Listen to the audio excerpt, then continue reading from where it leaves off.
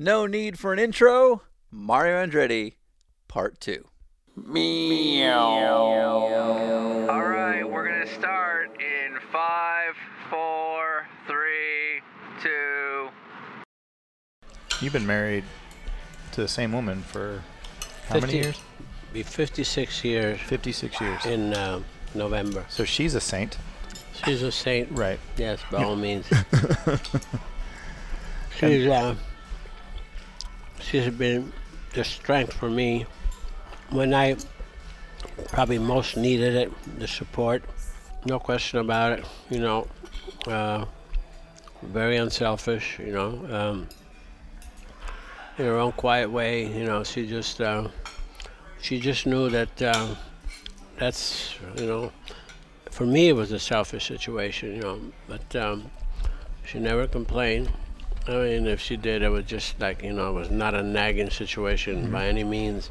And she let me do my thing and supportive, just by even being just the rock. Even Stephen, I gotta tell you a story. When she was pregnant with our first one, Michael, and I had her working because I made the worst business deal in my life, just to get her father and his partner to buy a 3/4 midget, so I could race indoors. And so Now, I could be. Are you already like the asshole stepson that they just don't want to Yeah, deal with? Yeah. Right. So I could earn a ride in a full-size Okay. midget, and this was like in '62, and so anyway, I had to keep her working because running indoors.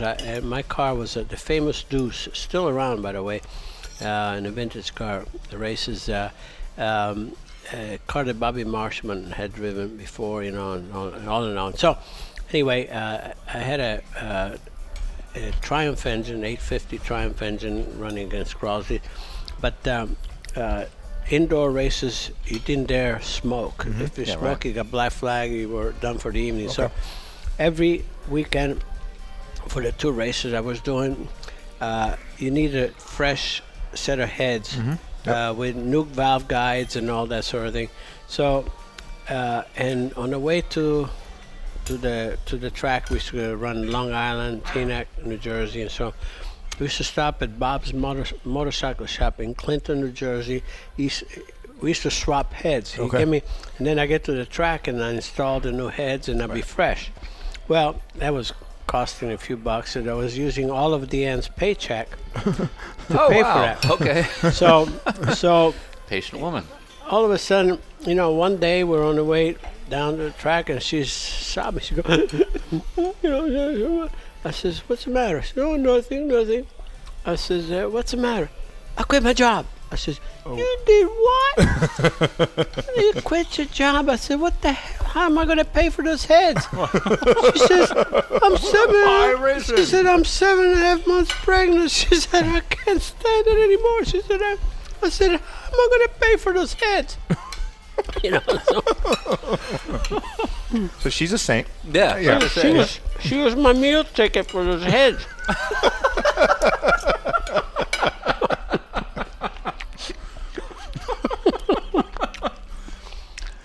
So Wow. kids Okay. out there. Yeah. So find yourself a wife that's willing to pay for your racing. Yeah. I like that your first reaction is, what about my racing? What about my heads? It's an indoor race. Yeah. Was she okay with you asking her old man for sponsorship? Yeah. Really? She was okay. Yeah. Okay. Okay. All right. They liked you? It worked out. Well, no, it worked out, but I'm noticing the pause. Good up. Yeah, I mean, her dad was a great guy, Earl.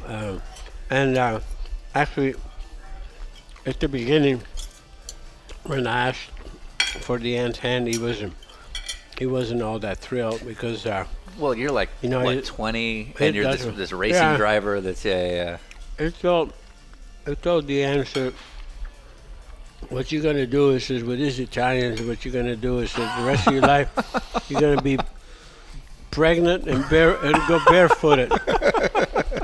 So that's how much confidence he had in me. But we became some great friends, and he was a great guy. Yeah. Sure. But the deal I made to him, here's the deal I made. I said, you guys, and his partner was Rudy Ashman. Okay. I says, you buy the car. I said, every single penny that I earn, I said, from day one, you get the back. And I said, I made whole just maybe a small percentage and so forth because I was trying to work. And I said, and when we sell the car, you get all the proceeds. Sure. I mean, what the hell? Yeah. And ROI. yeah. And so we started making money from day one for them, and they were, it was happy, but the end had to work too. Right. Yeah. Right. Right. To keep it going. But it was, but it worked. It did. It did. Do you think you'd be the Mario Andretti you are now without your wife? Probably not. Yeah. Yeah. Look Probably up those not. heads. I give her all the credit in the world, to be honest with you. And I tell you what was something that I never realized I do now as to what really worked. The end is one of those that, no nonsense. And it was never like I win a race and, the ticker tape parade, everything, and then you don't win, and then, your chin is in your sock. Everything was even. Always bring it home, good. But, the same level, very level. She was much more mature than me, early on, for sure. So in all that, every driver seems to have a moment where they get a ride or they take a win and they realize, I could actually legitimately have this career that I've always dreamed of having. This was obviously something you wanted to do from a very young age. But was there a specific moment where you're like, okay, this is actually going to work out? I'll never forget, what I heard from Chris Economaki at the time. He was the announcer at Hatfield. This was Labor Day, '63. Right. And then we had a full program at the Hatfield. Plus, there was a rain-out feature to be run, and I cleaned the house all day. Nice. Well, on the cool-down lap at the Hatfield, I'll never forget the ring. And it says, Mario, you just won the ticket to the big time today. He just said something that stayed with me. I said, you know what? That's what I needed, and it was huge moment for me, the time. But I was getting ready to be pushed off for the third feature. And you know what the hell I was thinking about at the time? Dan Gurney, who had just gotten a ride with Ferrari. He went from, he used to drive for Acura, in the sports cars, and he was a factory driver for Ferrari. I was thinking of him while I was... Like you're pissed off. In a midget. No, I was thinking... I'm thinking, what if type of thing. That's where my mind was. Yeah. That whole season, they only had one road race, ARDC, and that was at Lime Rock. Okay. And this one dude, he had John Cooper build a rear-engine car for Mark Donahue just for that race. Oh, wow. With a 2-speed gearbox. Yeah, high and low there. And that was the race where I was looking forward to that so much. Yeah, this was going to be yours. And anyway, the last lap, I passed him and I won that race. So these are the moments, I figure that's, it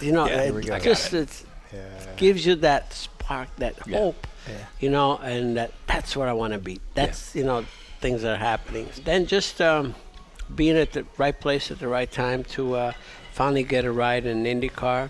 Unfortunately, in those days, you almost had to wait for somebody to get hurt. Which was the case with me with Dean Van Lines. But guess who had first dibs for the ride that I got? For your first IndyCar ride? Roger Penske. Oh, heard of him. And he couldn't make the test. Huh. And so they asked me to give it a try, and that was it. And I was in.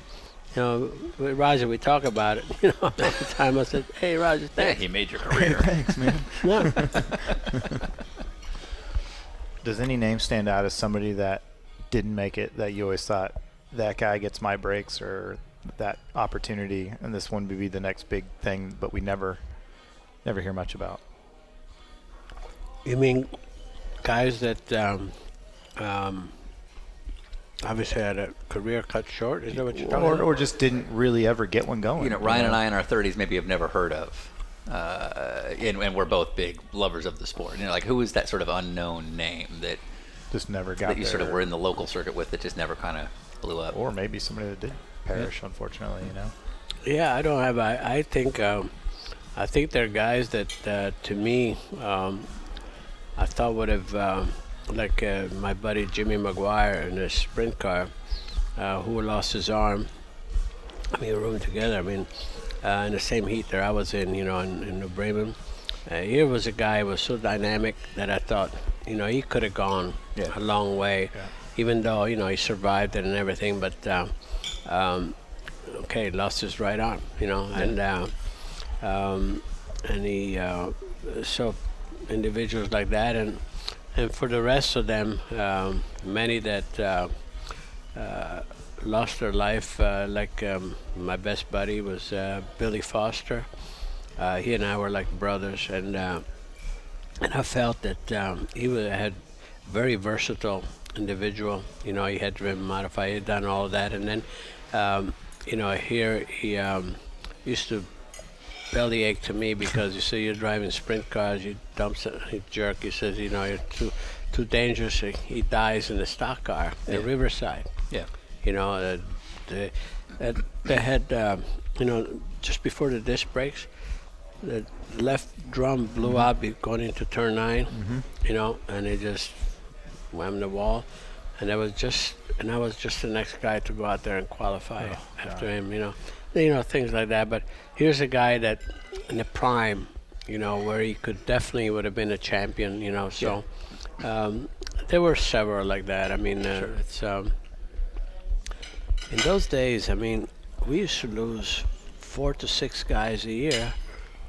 You know, going to a driver's meeting at the beginning of the season was like going to war. You know, you look around and say, I wonder who's not going to be here at the end of the season. I mean, it was that was the reality of it all. I mean, was in '64, we lost in 2 races. We lost 4 guys. Jeez. In Reading, we lost John Larson, Red Regal, same night. And the last race of the season in California, in Gardena, my teammate Dick Atkins and Don Branson were killed in a heat race. Here, 2 races, 4 guys. Yeah. You know what I mean? It was just, and you know, I always said, like, sometimes we talk with AJ and so forth, you know, how fortunate we've been, you know, to really be able to pull through and have a long career, you know. That's the blessing that I see today with guys today that have the best chance ever, you know, to retire on their own terms, where in the 60s, 70s, even part of the 80s, you only had a maybe at best 50% chance, at best, you know. So things have changed for the better in that regard, for sure. You know, the sport has really evolved and became responsible. Right. You know, I mean, the safety aspect had to be dealt with very vigorously, and finally, you know, the sanctioning bodies have taken the bull by the horn there, and because that had to be. I remember when we, even in Formula One, when we organized, you know, to try to improve the circuit safety and the cars especially, all the features, safety features, have to be mandated because almost every safety feature is a performance penalty, whether it's aero, weight. So it has to be mandated. So the reasoning was always, you know, guys, we're smarter every year. We're making the cars go faster, whatever. What can we use a lot of that knowledge to make them safer? You know, and at one point, you know, like even I remember in the 60s, I would be asking for some padding, this and that. Look at me like, you know, some kind of a pansy, you know what I mean? Right. you're not a real race driver. You know, you're And afraid. that's a legitimate thing you're you have afraid to to get censor hurt. yourself on, correct? I mean, Jackie Stewart had the same problems. Like, you literally have to worry about your reputation within the paddock if you're going to He be did. outspoken. Yeah. Yeah. Yeah. Yes. Safety was something like, you know, if you're going to worry about that, you know, you're in the wrong business. Right. Yeah, Yeah. exactly. Right. Craig Hampson, Ernest, if you will, he was telling us a story about going up to the lake, maybe, where you guys have four-wheelers. Yeah. And he said he tried following her on your daughter Barbie on a, I think she was on a dirt bike or something. And he said, watching it, she might have been the greatest Andretti to ever turn an engine on and run it, because he couldn't believe what he was saying. She takes nothing, no crap from anybody. Right. And I love that. Yeah, you know, that's because great. she reminds you of my mother. Okay. Very spunky, you know, kind of a thing. I tell you, you know, my mom, she gets stopped by a cop, you know, like about a block away from her house. She blows through a stop sign, you know, and the young gendarme just pulls her over. Right. And she says, "What's the matter?" And he says, "Lady, you just went through the stop sign there." She said, "What do you want me to do? Have lunch there?" You know, so the chief of police says, "Oh, your mother just, you know, really gave it to one of our young recruits." You know, so, but Barbie reminds me of the same thing. She's got that spunk, and yeah, she and today, if you watch her, like you know, any of the wet bikes, jet skis, water skiing, I mean, she's really a real devil. Right. Yeah. She's got it. Yeah, she got it. So then everyone knows your grandson, Marco. Yeah. They might not know your granddaughter, Marissa. She works for the family business too. And I met her a couple years ago, I think at Fontana, and I was blown away that Marco's the big hero. He gets to be the race car driver. And she's running the hospitality center, and she was moving and shaking more than Michael was with guests and the whole 9 yards. And I thought, that's interesting, because here the brother gets to be the big-time race car driver, and she's not sitting at home being pampered. She was actually hustling, which seems to be kind of the Andretti way. You guys are always working it. You know, you're always promoting, you're always building the family. Yeah, she likes it. She's, quite honestly, I mean, not just because she's my granddaughter, but she's a real asset to Michael, and he knows. I don't know if he even appreciates how good she really is for him, because I hear it from the sponsors, you know, from people that obviously are her responsibility. And the one thing that I always seen from her is never, it's not a problem. It's not, whatever it is, we'll get it done. Yeah. I just love that attitude. Right. Can do. Yeah. When we sat down with Robin Miller a couple weeks ago, I don't know if that's a good or a bad thing for you, but we sat down with Robin, a week ago? Yeah. And He's a hoot. Indeed. he said things we didn't expect. But he said that even today, if somebody brings AJ a signed something that's got Mario's signature first, that AJ will turn it down and be like, no. Yeah. So how I mean, going through the years, obviously some guys are driven by hating the guys that they're out on track with, but how much of the AJ rivalry would you say is real versus sort of good for the show? I think it's good for the show more than anything. I mean, we had our, you know, run-ins, no question about it. Right. You know, and even on his part, rightfully so, I suppose. Sure. But I always had greatest respect for him, and I always consider my career, you know, that to have much more value because of individuals like him. Yeah, in the racing You know, let's face it, I said it a million times. I mean, he was the yardstick. He was 5 years my senior, you know, when I arrived, and he was the guy to beat.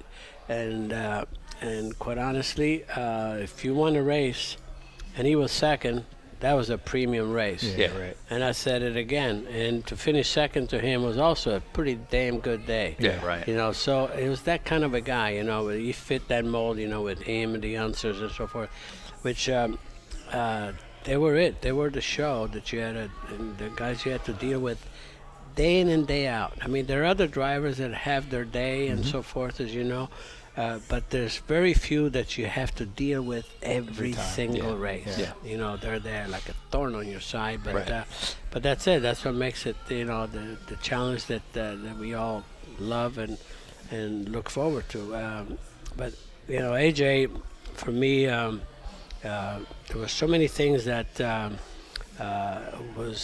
inspired me about him, as far as his versatility.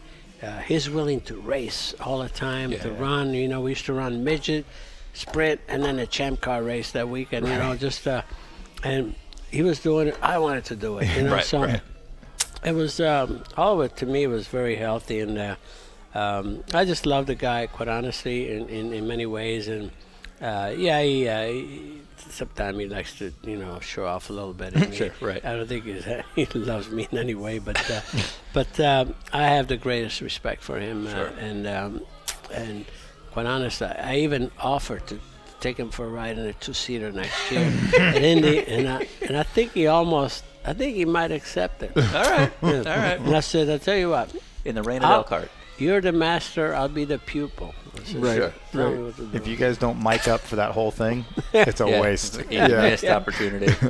Now he's got a reputation. We don't know him for being volatile. Was there an easy way to get him riled up? Was there like a button you're like, oh, I'm gonna get him this time, and then you just hit it every time? Well, yeah, I mean, there were, you know, like behind the scenes stuff, you know, to get him riled up. One time, I don't know if you heard of a guy, Billy Yeager.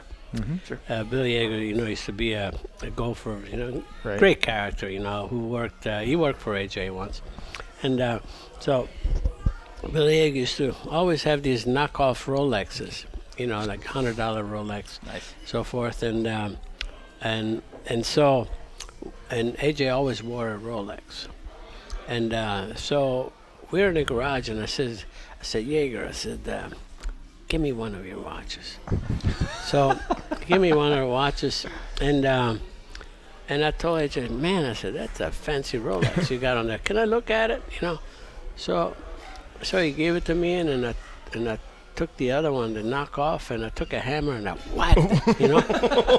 And then I said, you. You know, and I run. So, you know, stuff like that, you know, just to get a rise out of him. And then he was madder as hell, even worse when he found out exactly what I What you did. did. You know, Right, that right. I got Oh, it. yeah, because you got him. I Yeah. got him. Was there ever any great rental car stories of you and AJ, like battering it out? No, those are the Bobby Unser stories. Oh, okay. Well, we'll so- accept those as well. yeah, Yeah. I mean, We heard a great Bobby he- Unser impression from Robin Miller. You don't want to hear those. I mean, I beg to differ.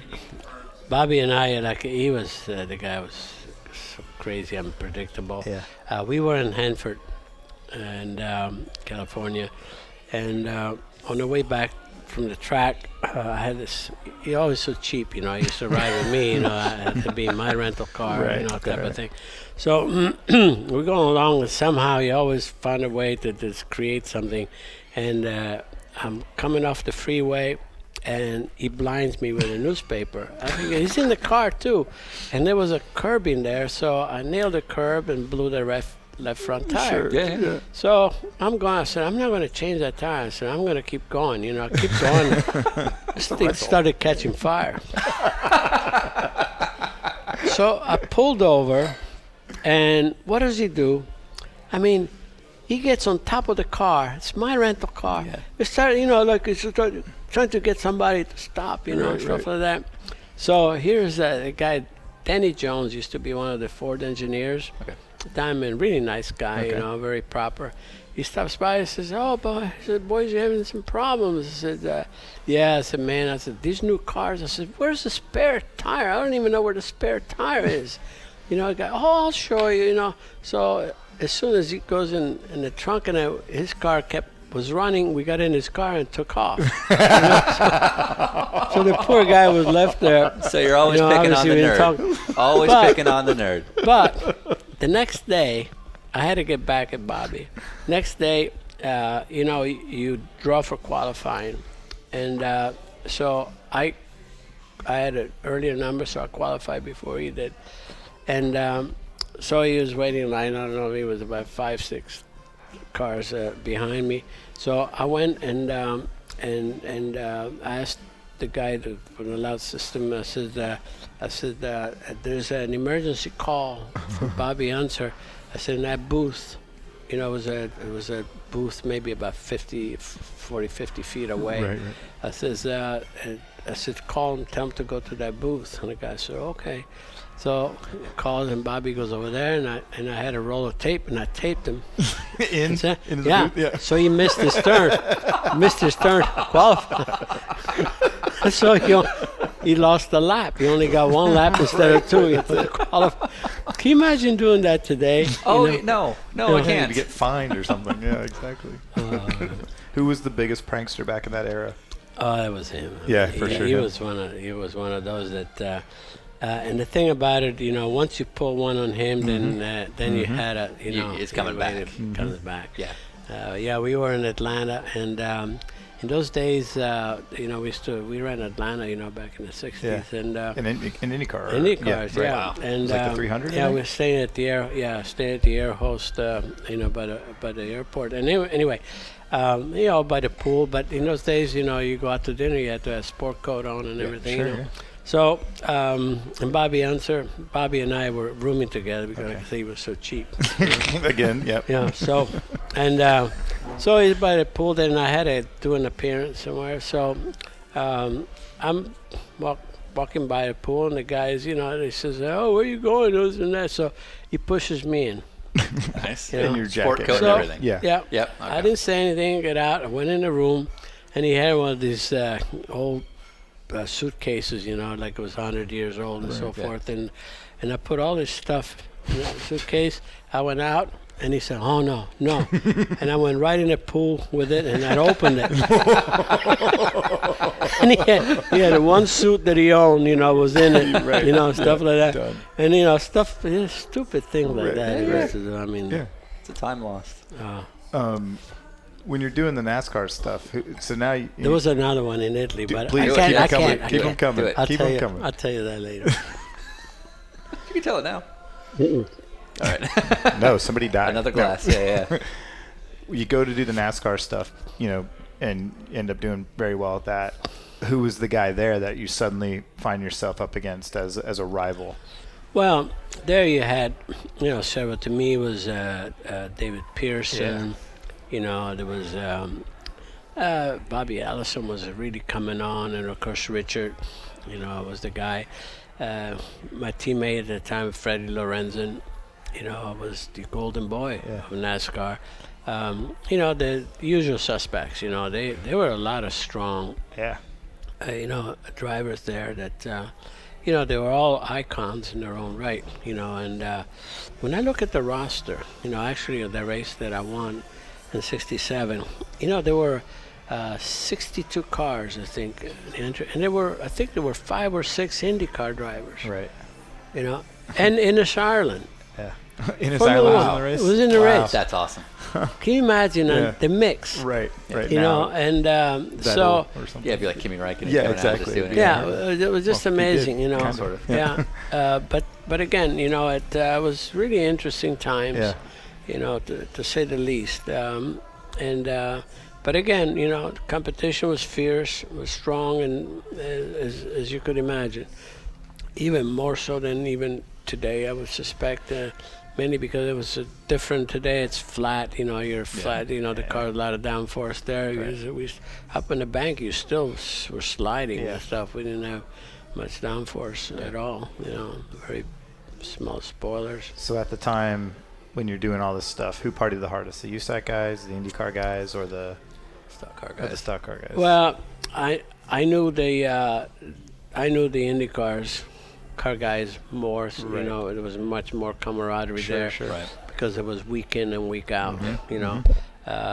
You always hear the stories about the stock car. I mean, there were no saints either. No way. I mean, Right. It was interesting dudes, all of them. It's again, as it's just it's like a small family. Right. It's big, but it's a small family. We all.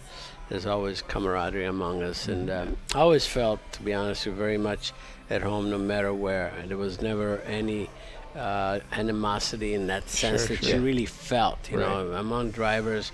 as long as you earn your respect. Formula One was the same. Right. Really? You know, quite honestly, it was a little bit awkward at the beginning because, especially the American drivers, they were not rated, Yeah. very much, especially coming from ovals and whatever. And so, in their mind, there was a stigma against you, like, oh, you wait until it rains. Right. Yeah. Well, that's really when I wanted to, Yeah, when yeah, you get yeah. your Please back do. up, Yeah. But, quite honely, some of what served me well was the dirt races, Absolutely. Yeah. I mean, as close to driving in the wet is on the dirt Yeah. because every lap conditions It's a different change, lap, sure. and you have to go out there and adapt to it and all that. So you learn all that, Yeah. Right. and so I never felt out of place on any of the dirt, the wet races, Right. because of that. Yeah. Did you ever party with James Hunt? Oh yeah, Oh, yeah, but Anything not you can talk about? did not.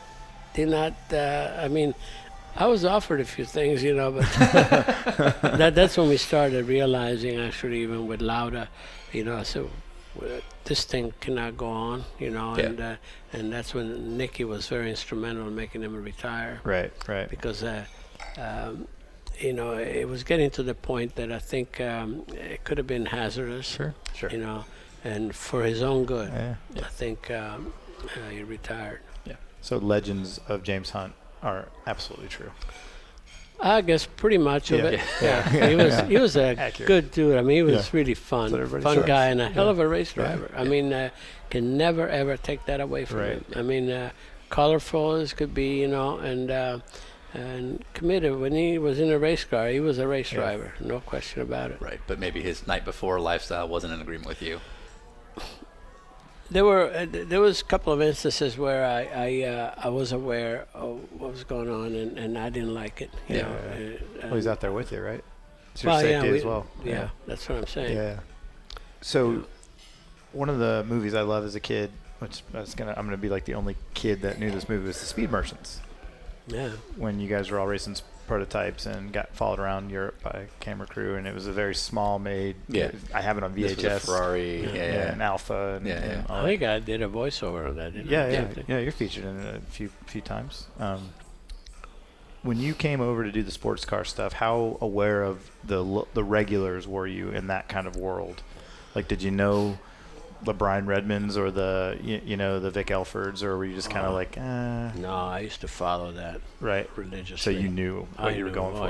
Yeah, absolutely. That's cool. Yeah, and the thing is, I really wanted to get into that scene because in '65, when I met Colin Chapman, he was in Indy, and Jim Clark win, and I'm third, so they took notice, and I was able to, to talk with them and express myself, and the last words that I said to Colin after the banquet at Indy, I said, Colin, someday I'd like to do Formula One. And he said, Mario, he says, when you feel you're ready, call me. Yeah. And I'll have you in the car. And so that's when I said, man, and I lobbied like crazy to get, USAC Yeah. to, doing, road races and so forth. And I mean, the first road race USAC did at Raceway Park, I won. The only road race they had in '65, and then they went on more and more. But I loved that because there was a lot of us between Dan Gurney and myself, as far as but I needed experience, road racing experience. So here comes the Ford Le Mans program, which was golden. Yeah. All the testing, I mean, they were committed. I mean, they were there to win this thing, and they left no stone unturned. I mean, the testing that we used to do, you simulate 24-hour races, this and that. And I made it clear. I said, I'll be at every test. If you want me, and not all the drivers, really wanted to do all the testing. And that's when I befriended Bruce McLaren, for instance. And I knew he was a very technical driver.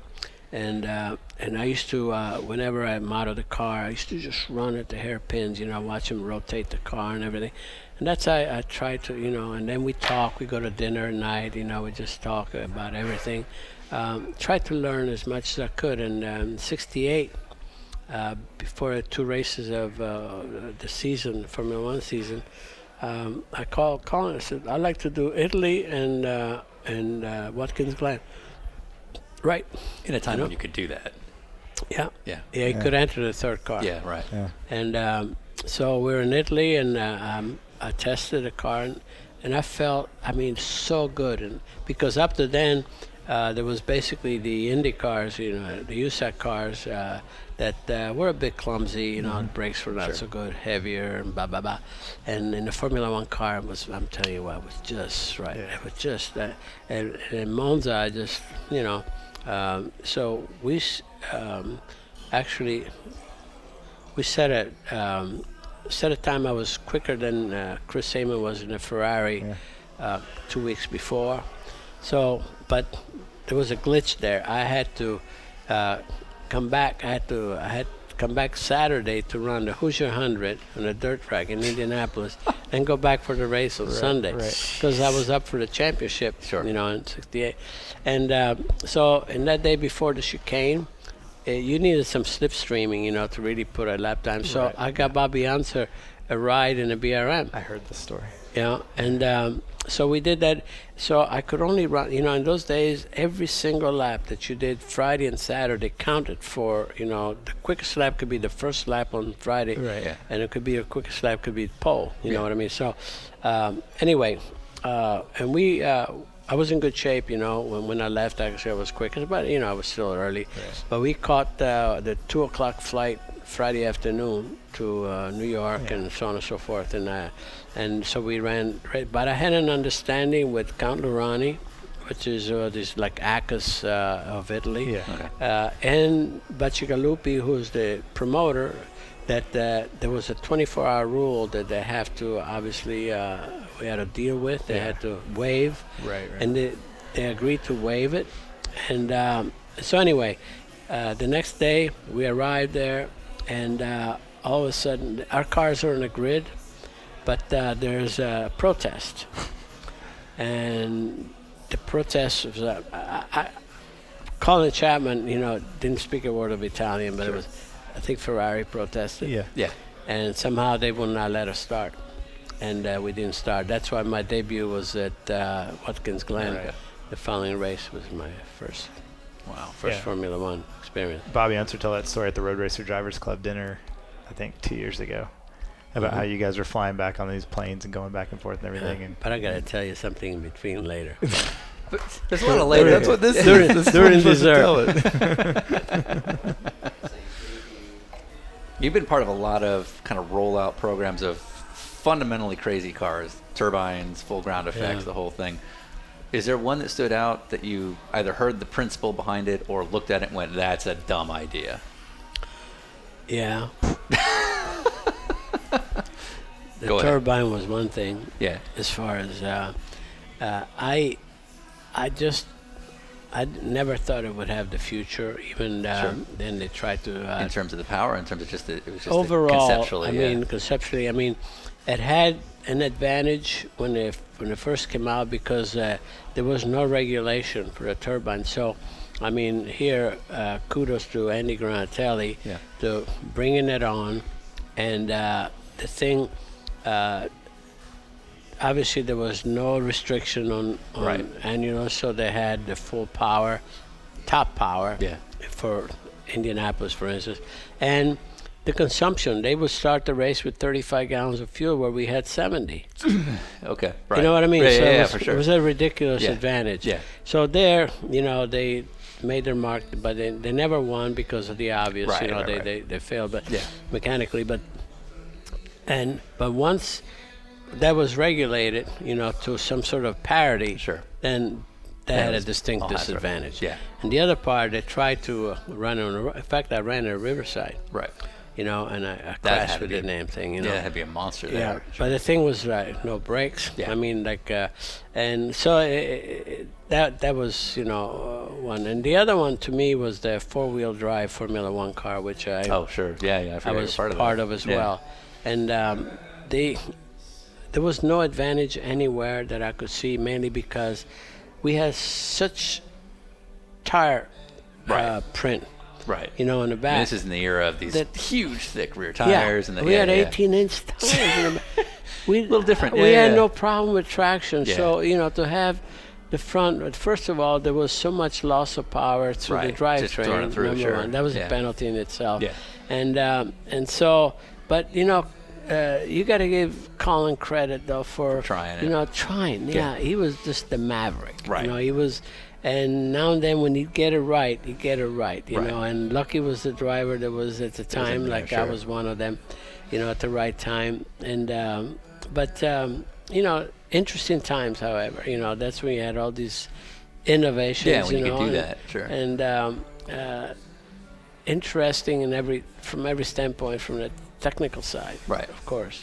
Do you kind of miss that at all? When you could show up with a turbine engine and a 4-wheel drive, and that was just how it was. I said that, yeah. Yeah. I mean, it's to me, it's definitely part of it, part of what keeps you motivated. Right. You never have, there's no opportunity to get bored in any way or blasé. Yeah, you know, exactly. okay, It wasn't well, like it's not good, the same car every year. That's good, for the sure. same car and Yeah. everything, you know what I mean? So it's a totally different way of looking at it. Right. And as I said again and again and again, that I'm so fortunate that I lived, in my career, I lived in that period Right. of time where every time, every year, I had a new car to look forward to. Right. Right to the Yeah, absolutely. time when I Which is retired. awesome. Sure. That's cool. Was Colin Chapman sort of the one designer you enjoyed the most working with?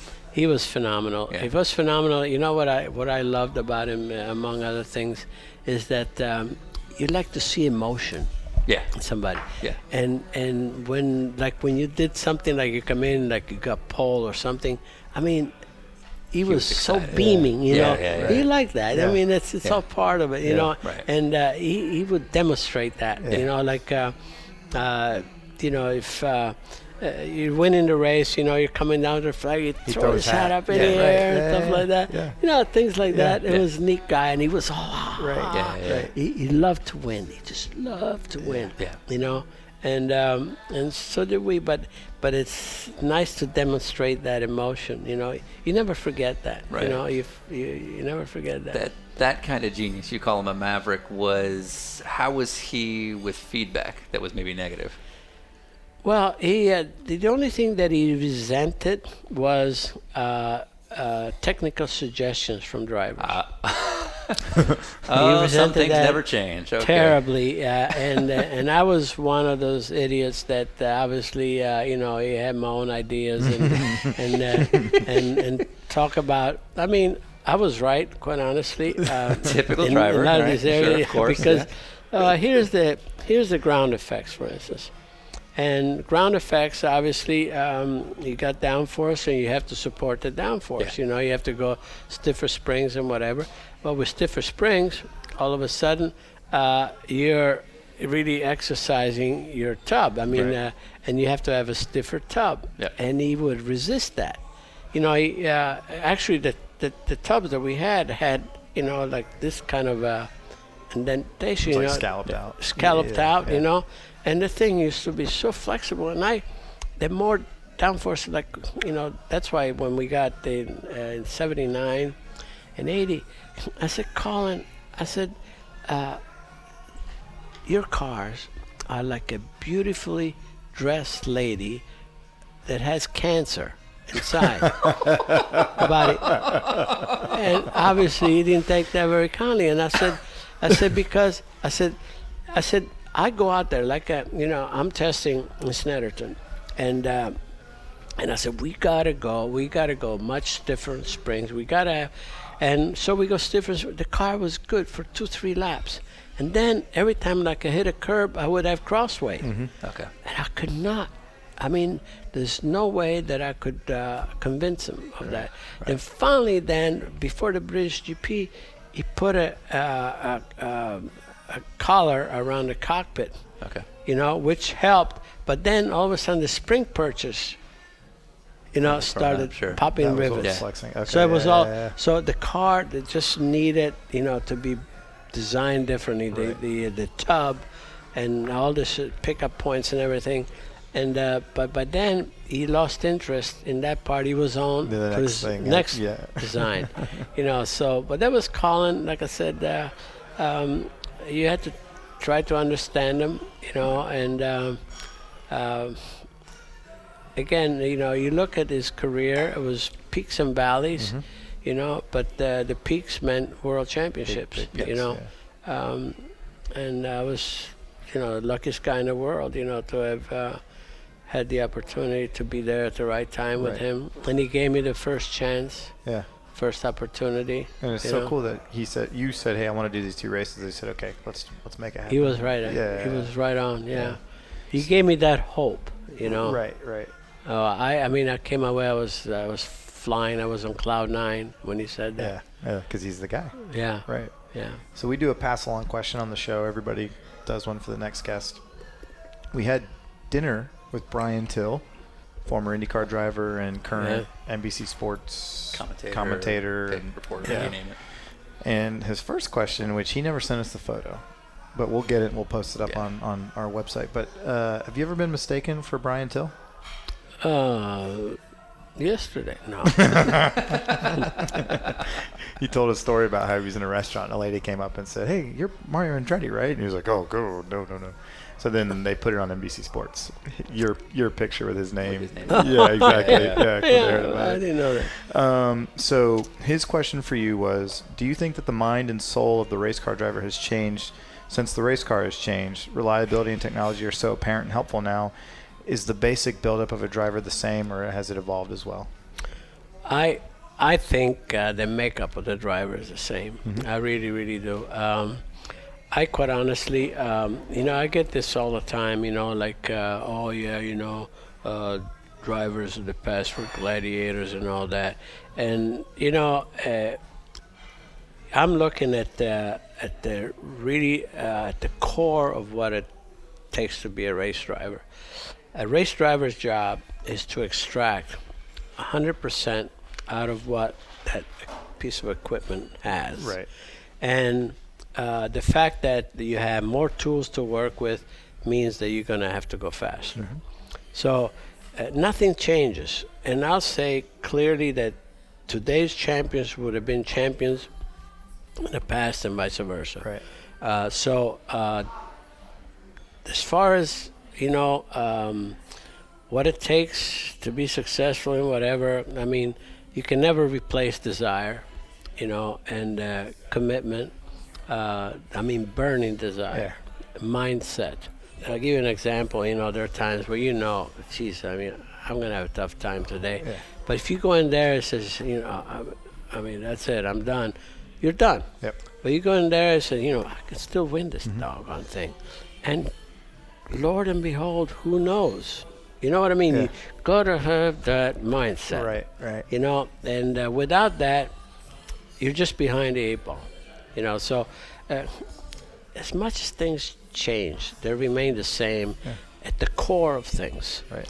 You got guys, yes, they look at us, like I could see that, even in Michael's team and so forth, get these engineers and so forth, they got their laptop, they have so much knowledge, it's all theoretical. Yeah. And a lot of the practical knowledge is missing, like hands-on. Some of these engineers don't even know the color of the car, for Right, that matter. right. You know what I mean? It's all, they give orders, and hope everything is followed. The real engineer, you know what? The guys that read, the best guys, are practical too. Yes. Take Ernest, for instance. Craig Hampson. Greg Hampson. Yeah.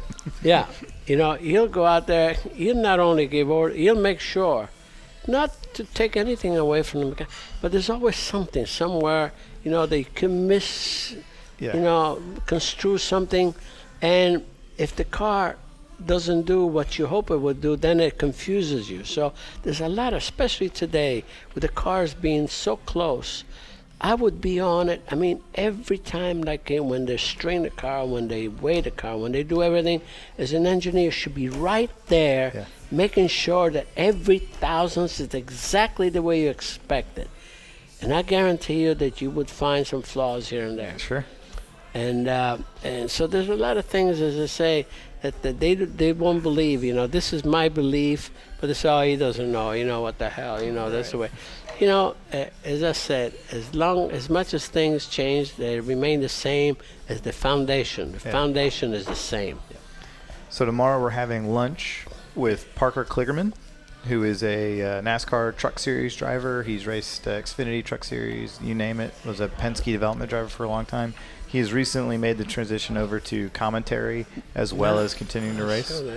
Any question you would ever have for Parker Kligerman?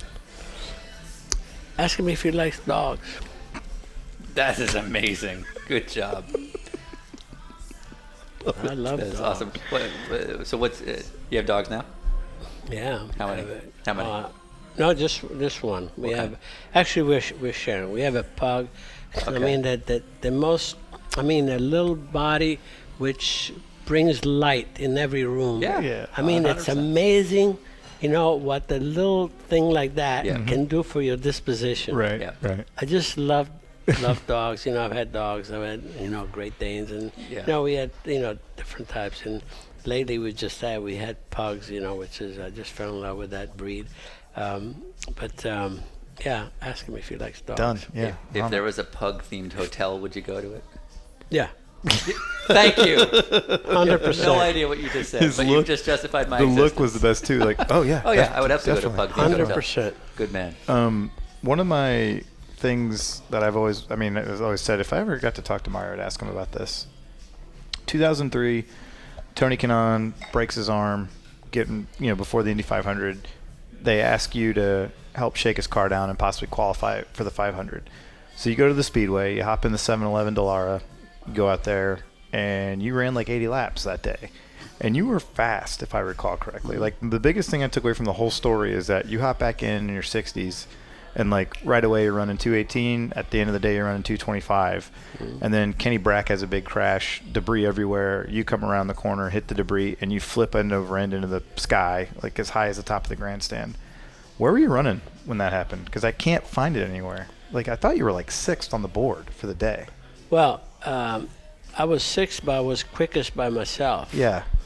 And up to that point, I just wanted to get the car, to that point. Right. And at the end of the day, I said, now, I'm going to try to get a good tow, to put a number up there.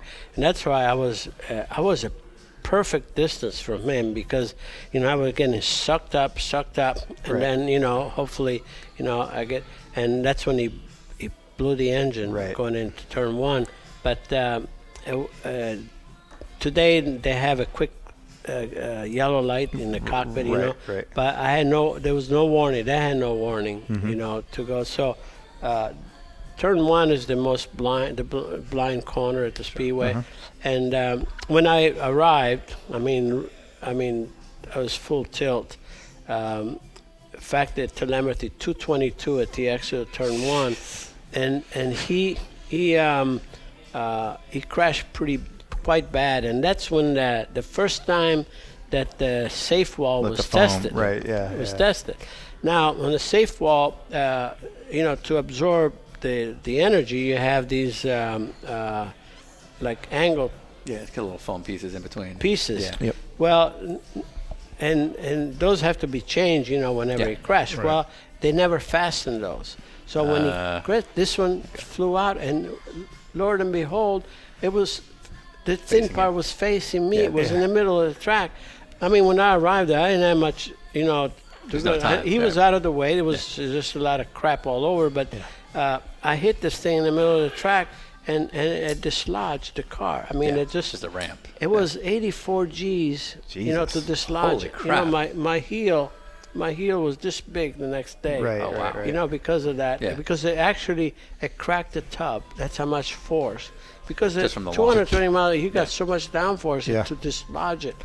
And I figured, I mean, I thought it was an F-16, you know, because. Yeah, right. And I used to have a suite up there, Suite 172. I figured, man, you know, I'm going to visit the suite now.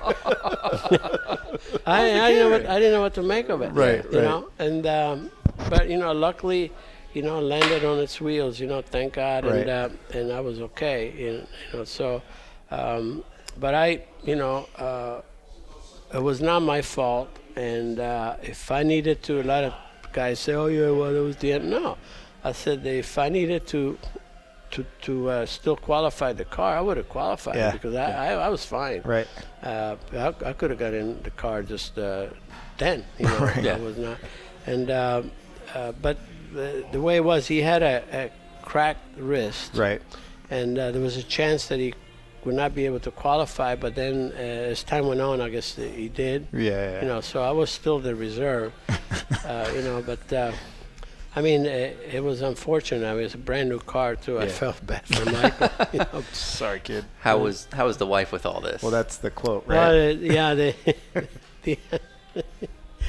the end. She was in Florida at the time. We have a condo down in Clearwater Beach, and so and I called her on the way home. I said, "Oh, Deanna," I said, "I don't know if you saw it." I said, "We might see it." I said, "But I'm okay." She said, "Oh, yeah, okay, yeah, well, you know, typical, you know." She goes, just, That's it, right? Nothing, no big deal. Yeah, the word was that you come on the radio and go, "Don't tell my wife I didn't tell her I was going to drive today." Yeah. I mean, that was on everything. It was on national news. I know. If you're listening, go to YouTube. If you didn't Yeah, she remember was. that one, it's on Yeah, YouTube. she always said, "When you gonna grow up?" type of- Not anytime soon. Do you mind doing something weird? So Marco is known to be friends with Ludacris, who's of course a fairly famous rapper. Oh, yeah. Are you aware of how many rap lyrics you are in? There were a couple of them, and some not, you know, not quite a few. very kind. Yeah, it was quite a few. Yeah, not many of them are repeatable on this show. Yeah, I was just unfortunately gonna we say, yeah, a couple of them are not very So we had complimentary. Dario, because of course Dario has such a silky smooth voice. We had him recite some random rap lyrics for us Yeah. as a narrator, and he was excellent. Yeah. How would you feel about reciting some Mario Andretti rap lyrics? Don't have to rap? You don't have to. I tell you what, I'm the worst because you know what? Well, you don't have to- I can't speak fast. Oh, no, you- just read it. Just read it. You Dario have to just read it like Yeah. a normal, Oh, like you're a narrator, like you're doing Oh, speed merchants. I'll read it. Yeah. Okay, so we'll start with House of Pain, who has you. So, do you mind reading off some of these just Yeah. for our own entertainment? Okay. First. House of Pain. Crack the bottle, rev the throttle, put the gear in. Now you're steering. Now you're steering like Mario Andretti. So let me kick it, cause I can make it wicked. Noise like a cricket. House of Pain. Top of the morning to ya. See, good. typically So this is I'm the next Andretti on that mo ludicrous, wee speedy or infectious with the slow mo. Yep. Heard me in the 80s, JB's on a promo, or my never-ending quest to get the paper to the Cape. Tribe Called Quest Award Tour. Yep, that was the it. hell? That was a Tribe Called Quest song. Yeah. Called the Word Tour. Very good.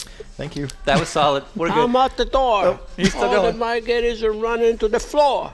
Cause I'm ready, cause like Mario Andretti, biatch. What the hell is that? Cause I'm ready, nobody.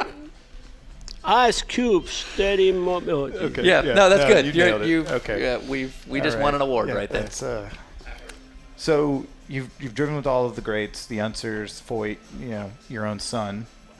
Johnny Rutherford, was he as good as you say he was? Oh, you bet. And my teammate, he was a real gunsman. Yeah. It really was. Yeah, gotcha. Do you have what's the common misconception that happens to you? Like every now and then people get mistaken for the wrong guy. Is that what happens to you? I suppose, the misconception is always, I thought you were taller. On television, you look like you were taller. Right.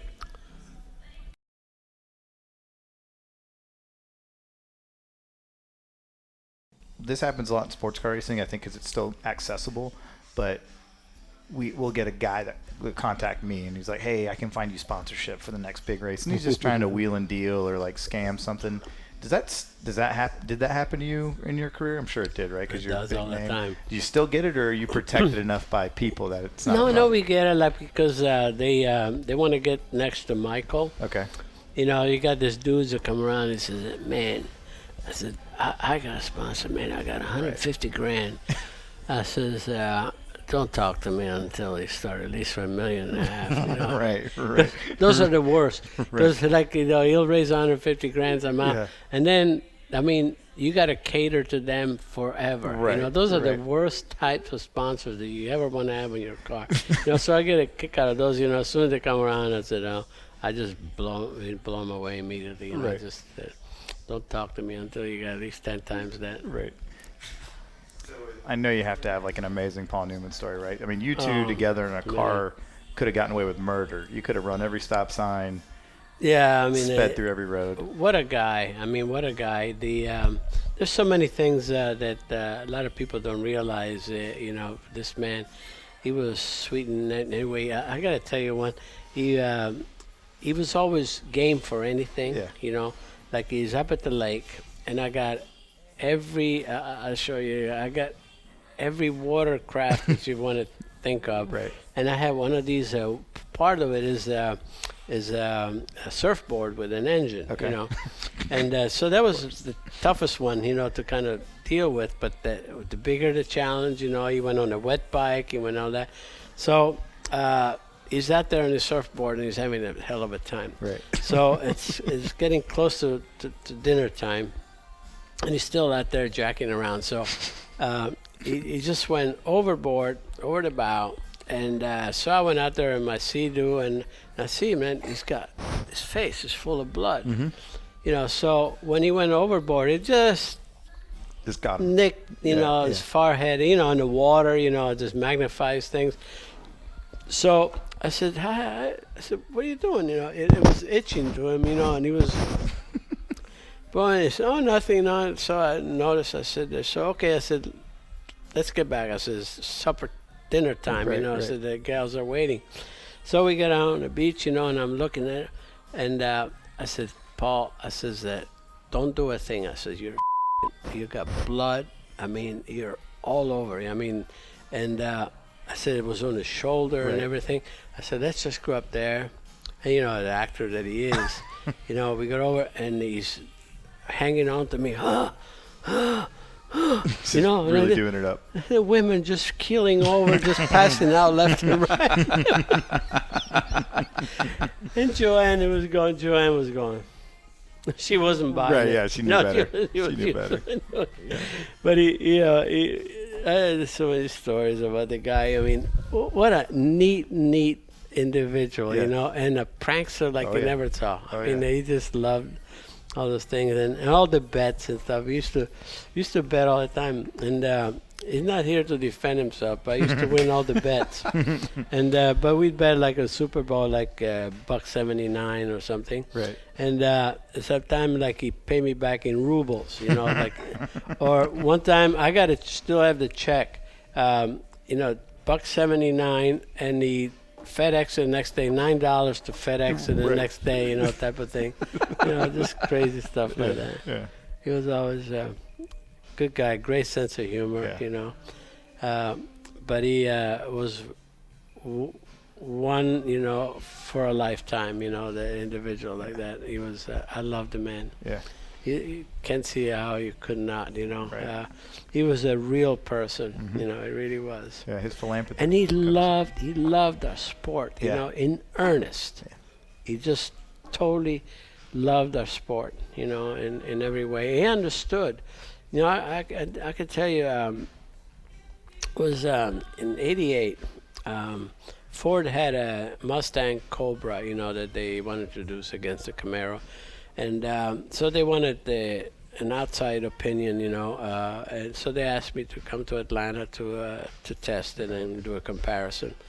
So I called Paul, you know, he knows Atlanta, you know. I said, Paul, how would you like to go down to Atlanta? Hot dog. He said, let's go, you know. So so we go down there, and so we start running, and the Ford test driver, you know, in the Mustang, you know, he had a set of time, you know, and I set a time, and Paul went out there and beat his time. So the guy, well, you know, he was put off. He went out there and he crashed the car. Had to beat Paul's time, you know. So, you know, I mean, it was the guy, I mean, It's awesome. he was the best. Yeah. You know. So we're not we're working on it because it depends on his schedule, but we might with Brian Redmond in 2 weeks. Is there? We don't have to put it in the recording, but is there anything you can anonymously tell us about him that might catch him off guard? Well, you know, Brian and I actually were real rivals in Formula 5000. You Yeah. know, and the only thing he had on me was reliability. Okay. I was telling him I always blew his doors off. Stated Andretti. Awesome. It was good. I think it was good. Did you discover Stagger? Just a That's a just a nod. confident That's nod. a confident. That was Yeah, me. yeah. All me. Damn right. And well, it was tire testing. Right. Okay. You know, actually, I mean, I can't say I discovered it. I discovered it to run in Indy cars on the big tracks because we used to run in midgets or sprint cars, you know, stuff like that, and always straight up, you know, and Indy cars. And I was, you know, part of the testing, all the testing that was going on. So we're testing in Hanford, California. And they were testing we were testing a very different configuration of sidewall tire, low profile and so forth. And so Hanford was a 1.5 mile track, but the turn one used to be a mile. Okay. So turn one was a very tight left-hander, you know, and then it opened up and so forth. And that was the biggest part, you know, you always really understeer through there. Anyway, I go out with this set of tires, and the car was a bit loose, but was really quick through turn one. Sure. And all I needed to do is just put some more crossway, do something, you know. And I went out there, and I come back in. I said, measure the rear tires. So they measure rear tires, you know, circumference, and the left rear was about this much smaller, Right. but 1/10 smaller. And so I said, I put some weight on the car and so forth, you know. I said, let's do a little adjusting with the pressure. So I brought it up to like 2.5 tenths. Sure. And man, I started freaking flying. You Right, know? right. So so the guy said, "What are you doing?" I said, "Nothing," you know. So and Al Clark was one of the engineers, and you know the one thing that's strict policy they had that everything had to be revealed, you know, Okay. in a test. And on this one, I said, "Look, on this one, you got to give me one race." It was coming up Yeah. in 2 weeks' time. I said, in this race, he said, I'm going to do the stagger, and nobody will know. And sure enough, that's a race that Bobby, you know, just missed his qualifying. Okay. Whatever. Okay. But I was on pole Just to anyway. rub it in, right. I was When on you pole, taped him into a booth, and, yes. and Al was next to me, you know, with the Johnny Lightning car, Yeah, which was cool. really Yeah. a better car than mine. And so Danny Ungaius had a big accident, you know, the first 3 laps, and by then I was checked out. Yeah. And so I'm out, you know, the cars are out with red flag, and I see Parnelli, you know, Parnelli and Valley were owners of Al's car, you know, and he was out there, he was eyeballing my car, you know. I said, what the hell, you know, he's looking. I said, you can look all you want. I said, you have no freaking idea, you know. That's awesome. You know, So good. that's how. Then all of a sudden, then they started making mold. You know, the mold Okay. smaller. The secret's out at this point. Right, Yeah. right. Yeah, but at least they gave you the one race. Yeah. You can look all you want. But I used to use stagger in Formula One. Mm-hmm. I used to bump, you know, especially, you know, when the tire was still cross ply, Yeah. and obviously you could do whatever. You could do so much with it by air pressure. Right. But first, I brought the guy, my own tire guy, over to Europe, which is Kenny Szymanski. Okay. Yeah, You know, we know the name. Kenny, and all I need is he didn't need to know. All I need is to tell him what I wanted, Yeah, right. and he to pick the sets and all that. And he was doing that admirably because that's what he does. He does strictly still today. He was actually Dixon's tire guy. Right. But he's a good buddy, from way back. Anyway, so we used to have measure with this tree tape. Okay. Intense. It's got the hook and everything, and so all the mechanics over there, they watch him, measure these tires and this tree tape. So they said, "Where do you find it? This special tapes?" And so I said, "Kenny," I said, "tell him that I get him special made." Yeah. So he said, "Okay." So they said, "Can we buy one?" I said, "Yeah, sure, I can get them made." I go to the hardware store, I want. So Yep. we still sell them for £200. Our guys, all of those mechanics, they used to put that aside for the year-end party. Right. They had a couple £1,000, Right. on this free tape. It used to cost me $9.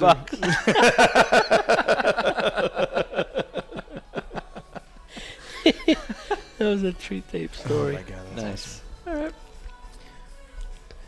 Yeah. awesome. Okay. Well, we can't thank you enough Yeah, I for mean- all the time because we know you're sought after individual. 2 podcasts in You're one free to day. hang out for 2 more hours. but Yeah, I we'll just keep you here don't- all night if we could. So, But, yeah, thanks for all the time. And It's my pleasure. Thanks for including me, guys. no, it's our Appreciate it. pleasure. But unfortunately, you've given us just about 3 hours of time, and poor Dario has been waiting in the car this whole time. yeah, we've got. So- he's driving us. Yeah, so Continental's got the check. Yeah, God knows.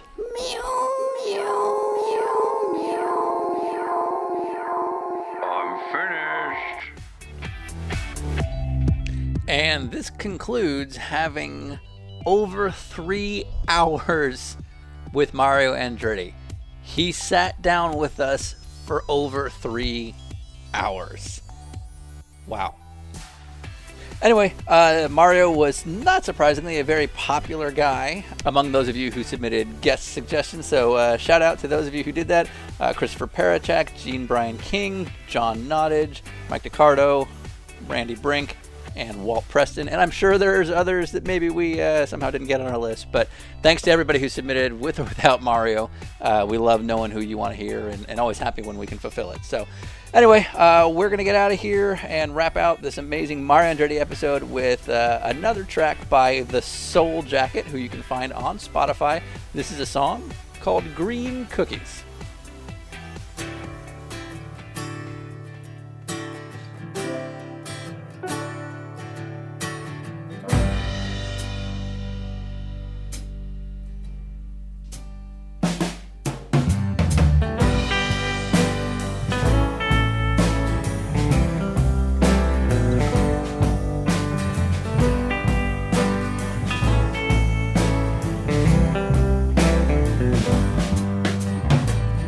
I know what you need, my friend. Something that will make you happy. It is round, it is smooth, with a touch of cinnamon. Get a cue for your this way. Keep it in a cool drop beat. You just need a little flour. Mix your beans or butter. Whisk your eggs in a bowl. Main ingredient is love. Get a cue for your this way. Keep it in a cold dry place. And I say, take a look around. Big smile on a frown. Won't you try to let the trip begin? Take a look around.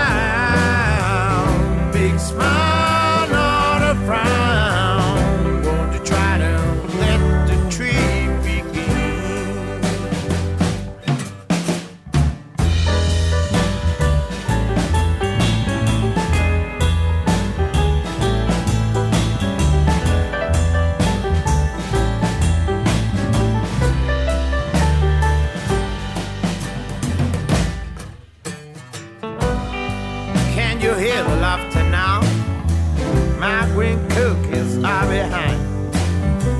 Some chocolate is in bed. Turn the oven temperature high.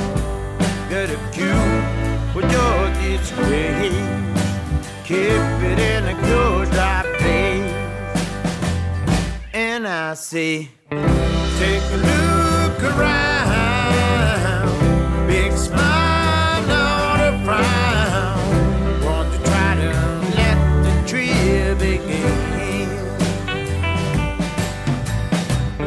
Take a look around. Big smile, not a frown. Want to try to let the tree begin. Want to try to let the tree begin. Want to try and take a ride.